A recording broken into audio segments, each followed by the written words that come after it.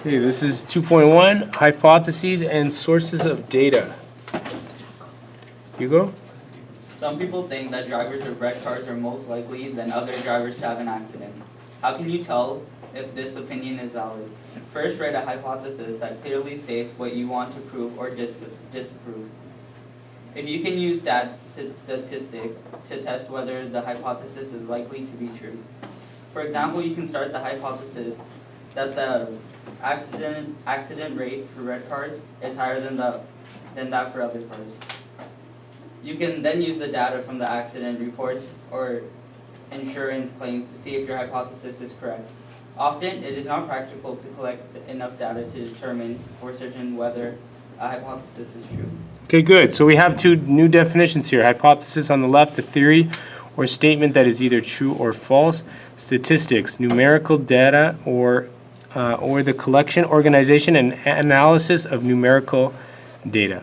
All right, so the investigate is just an example of creating different hypotheses that we did together. We're going to move on. It says all hypotheses are either true or false. If a hypothesis is false, then its opposite must be true.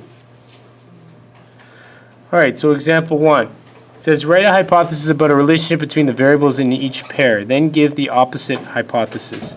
So, a driver's age and the risk of having an accident. So the hypothesis could be, as drivers age, the risk of having an accident increases. The opposite is obviously as drivers age, the risk of having an accident does not increase. You can state the opposite another way. As drivers age, their risk of having an accident is either decreases or stays the same. So you can either say it goes one way or it goes one way or stays the same. So you can vary the way you write the hypothesis.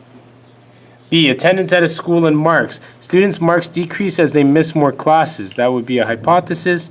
An opposite of that would be students' marks do not decrease as they miss more classes. The true opposite would be students' marks go up as they miss more classes. However, we know that's not true, so let's say the most we can go for opposite is that their marks do not decrease. Finally, the heights of boys and heights of girls.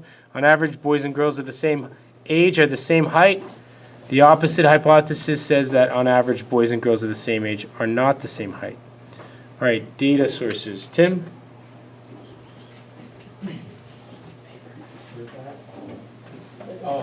Often you need data to test a hypothesis. Researchers must decide whether to collect new data or use data that other people have already collected. Primary data comes from experiments and surveys done by the researchers. Researchers can find the secondary data in sources such as publications, the internet, and surveys done by Statistics Canada. Good. So we have two more definitions on the right. Primary data is the original data that a researcher gathers specifically for a particular experiment or survey. And secondary data, thanks. And data that someone else has gathered for some other purpose. So two types of data there. Example 2, Sal? Explain whether each set of data is primary or secondary. What are the advantages and any disadvantages of each person's choice of data source? A. Daniel telephoned 100 families in his town to ask them how many pets they have. B. Kathy used data from Statistics Canada. All right, well, sorry, just let's answer that. So primary or secondary? Daniel telephoned 100 families. Sal, what do you think? I would say primary. Yeah, because he gathered it specifically for the experiment, right? Because he's gathering it himself. Okay, good. B, Sebastian? Secondary. No, read it. Then. Oh, sorry. Kathy used data from Statistics Canada to determine the proportion of households in Canada have at least one car. Okay, and you think secondary? Yes.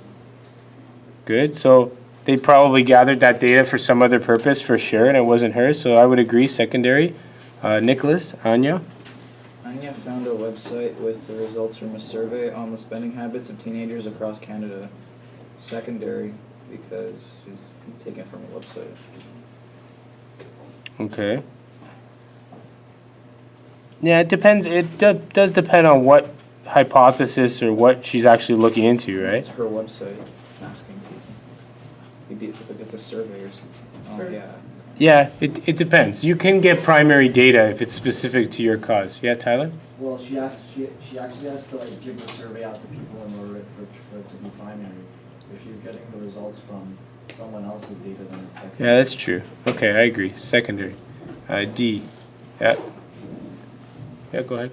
Sir, you should move the paper down. Oh, thanks. Thomas checked the websites for 24 stores for the price of the latest Harry Potter DVD. It would be primary. Good. He's checking it himself. Excellent. All right. Yeah, we were right. You were right here, Nicholas. Website is secondary. Kathy is secondary since she used Stats Canada. Primary was the telephone calls, and Thomas websites was primary. All right. So our key concepts: a hypothesis is a statement that can be tested to determine if it is likely to be true. Primary data are new information collected by a researcher. Secondary data are existing data, and they were gathered for some other purpose. All right, that's the end of 2.1.